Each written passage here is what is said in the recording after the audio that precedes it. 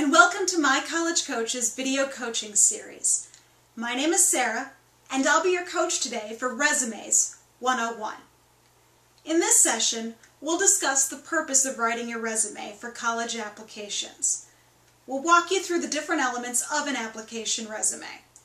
We'll help you organize your thoughts and all those activities you've been doing for the last couple of years. And we'll show you some formatting ideas to make it look as polished and professional as possible.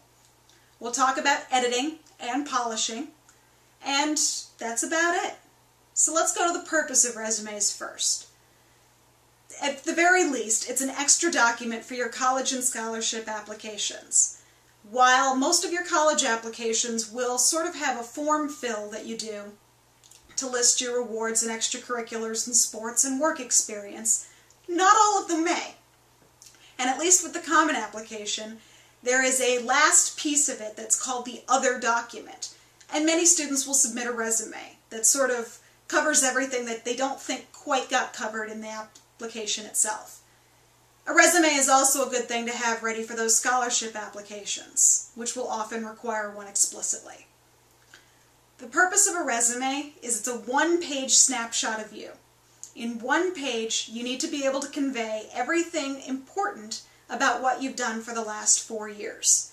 It elaborates on awards and activities, giving leadership positions held and what those awards actually mean, like how many people are given them and on what criteria, and sort of what you did in those different extracurricular activities. What things did you actually accomplish? Milestones, that sort of thing. It also shows your ability to organize and present yourself in a way that sort of the application itself doesn't. The application's a form. You fill it out. It has instructions. You follow them. Whereas a resume is a blank page of paper that you have to put together by yourself. So what are the elements of your resume? Well, first up, take a look here, is a header. We've got two different sort of samples here. The first one is very, very simple. Your name, your email address, and your phone number. The second one is a bit more complicated. It has your address, your name, your email, and your cell in a more complicated formatting situation. Either one is fine, just know that the bottom one probably looks more professional and nicer, but it takes a lot of time to do that type of formatting. The next is your education section. It is your high school name, the town, what year you graduate, your GPA rank, academic honors, the type of diploma that you're going to get, any AP or honors courses or courses that you think are important. It may also include, say, your extracurricular activities in a list, something like, National Honor Society, Student Council, and Key Club. Just in a list there if you don't plan to actually expound on them later in the resume. So again, you can see how they're different between these two, and it's going to depend on what you want your resume to focus on. Next, we showed you how awards can fit in. Then you list your extracurriculars. Sometimes you'll do it up in your header where you just want to list what groups you're a part of. But if there are groups that you took a particularly strong role in, like you see here in this sample piece, ones where you can put bullet points of actual accomplishments or activities, or a dash next to the club name and sort of a position within the club. This you might want to consider not putting in the header, but making a separate section for, so that you can spell out your different accomplishments in a bit more detail. Also, you might consider a work experience section, if you've had summer jobs or held part-time jobs during the school year. Again, think about what you would have to say in that section. Is there enough to put a bullet down about what you did, how much time you spent? Are you sort of, proud of what you did such that you would think it's important for a college to know specifically what you did in those positions? As you can see here, these are good examples of things that were significant work experiences, and so the student thought it was important to list them out separately. If you've got the space, it can be interesting to put down a hobby section. Why do you do a hobby section? Well, in some college applications you'll actually have to do an interview. And the hobby section is a great place for the interviewer to find common ground with you. If they share one of your hobbies or passions, it can be a great ice-breaking conversation starter for that interview. So consider it if you have the space. Now here we have a sample basic resume. Take a look at it. See how there's a lot of white space. See how the formatting works with bullets, with the different placements of things, of dates, positions held, accomplishments, even margins, the different breakout sections. This is one student who chose to break out their extracurriculars, their sports, their work, and their hobbies. Notice that you can't fit a whole lot on here. You can't list every club in the school that you were a member of. You can't list every job you ever held in your life. You can't list a sport for every different season. You have to pick the most important ones. Everything else can go back up in the header in other extracurricular activities. A resume is a one-pager, one page. You were in high school, you don't have enough big accomplishments to go onto a second page. So make sure that you highlight the really important stuff. This second sample is a much more complex resume. It is formatted in a very different way that requires a lot more time and effort to make sure it's all standard. As you can see, it looks more professional. It's more detailed, but it takes a lot of time and effort. Also notice what was focused on in this particular resume is different. The extracurricular activities are back up in the header, but work experience took a bigger role. There's no hobbies section, and there's a big section, at least a third of the entire resume, is devoted to individual service projects. This student was highly into community service, and so they wanted to highlight that by breaking out each individual project that they were a part of. This is totally okay if that's what you want to highlight, and is great if you're applying to a scholarship that's about service. We talk about tailoring your resumes in the scholarship video session.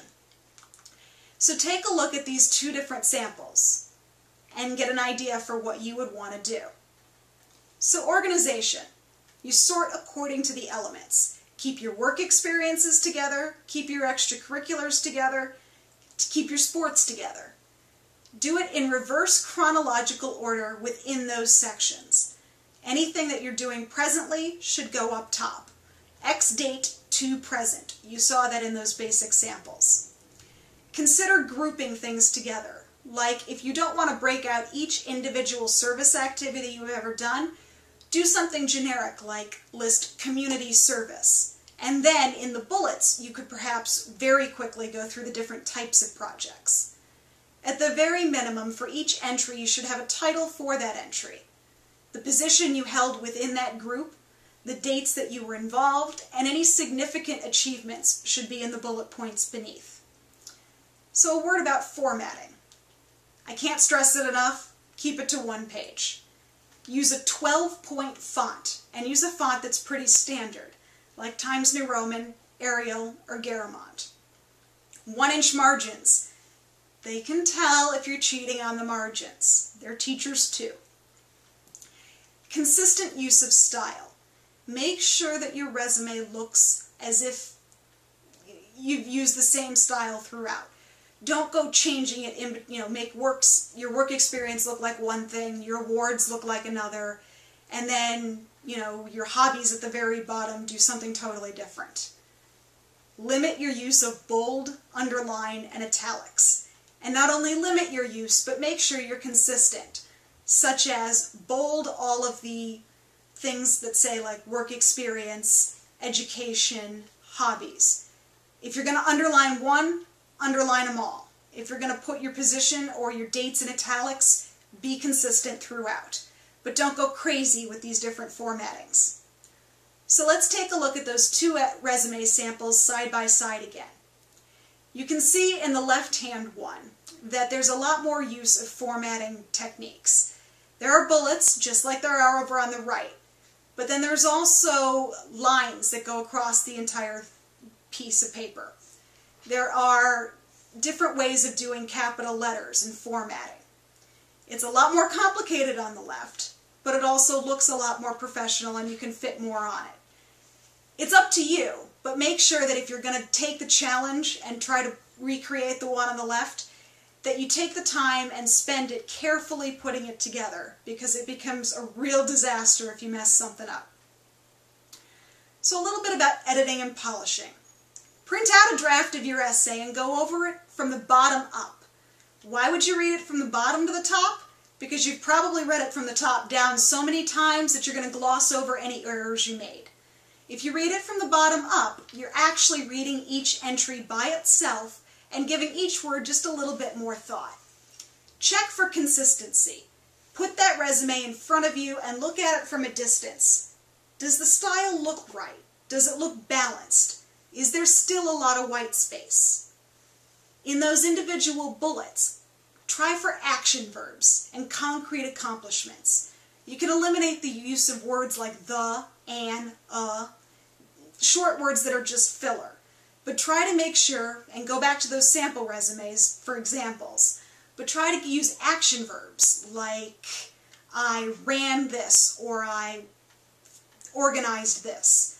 Use concrete accomplishments. Numbers are great. If you can say, like if you had a newspaper route, how many houses were on that route? How many days a week? How many hours did it take? Get 2 other people to proofread any final drafts before submitting it. By the time you get to your final draft, you've read this thing so many times and it's about you that you're going to miss errors. It's just the nature of the beast. Once you've got it perfect, convert a Word doc or a document of any sort to a PDF to protect formatting. Particularly if you're going to be uploading your resume to a website or emailing it to somebody, using a PDF makes sure that any detailed formatting you use doesn't get messed up by someone else's computer system.